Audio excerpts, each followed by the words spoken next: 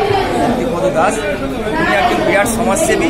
উনি আমাদের ইনভাইট করেছেন এবং আজকে যে ওনার এই যে বিরাট কর্মকাণ্ড, এই যে বইটা, আমরা কোনো বইটা দেখিনি, বইটা দেখব এবং দেখে উনি যে আপনার যে টোটাল বইটা দেখে যে ধ্বংস হবে, যেটুকু এসে এই প্রোগ্রামে এসে শুনছি, সেটা নিয়ে উনি একটা হসপিটাল তৈরি করবেন।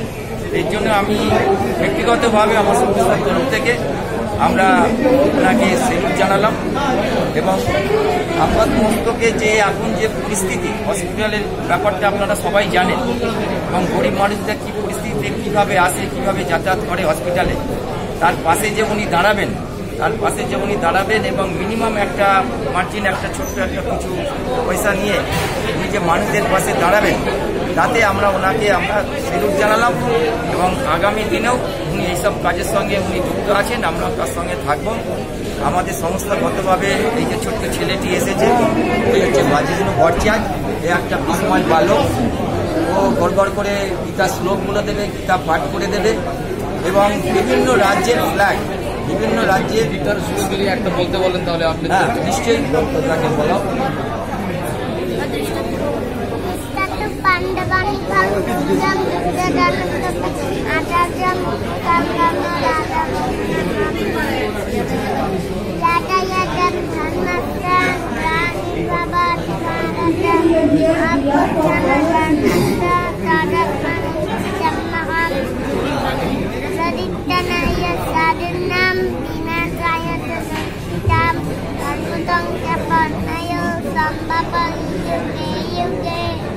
তোমার নাম কি?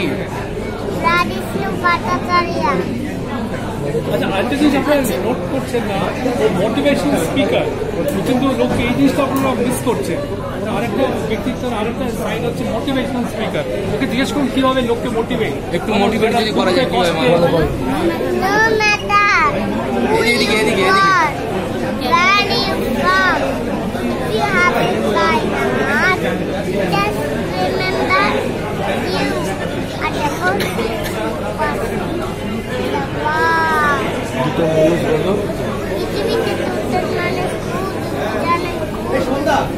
সবাইকে সব কিছু করতে চাই, সব থেকে দ্বিতীয় জন সেভাবে সবাই আমাকে কেউ আপনাকে বলছে না। হরে কৃষ্ণ।